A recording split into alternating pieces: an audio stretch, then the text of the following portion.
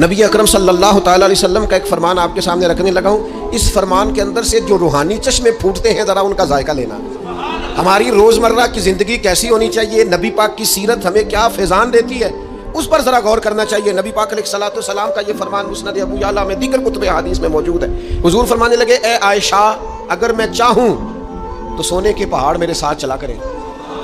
میں جدھر جدھر جاؤں پہاڑ سونے کے میرے ساتھ ساتھ چلیں, لیکن میں نے اپنے رب کی بارگاہ میں دعا کی ہے کہ مالک مجھے ایک دن روٹی دینا, ایک دن کا فاقہ دینا.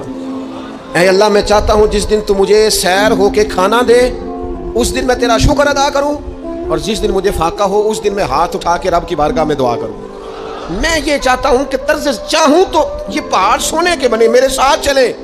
جب سونا چاندی, آنا جانا, پروٹوکول, لمبے چوڑے معاملات ہمارے محبوب نے پسند نہیں کیے, تو پھر رنگے چمن پسند نہ پھولوں کی بو پسند, ہم کو ہے وہ پسند جسے آئے تو پسند.